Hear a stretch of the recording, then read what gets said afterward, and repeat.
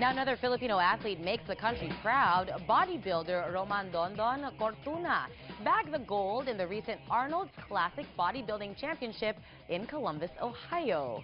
Cortuna, a two-time Mr. Universe, topped the 75-kilogram category.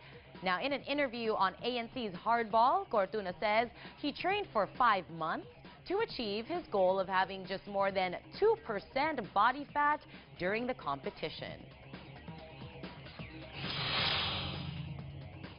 I have to look first my body fat percentage before I start. Like for example, my body fat, I think it's 18%.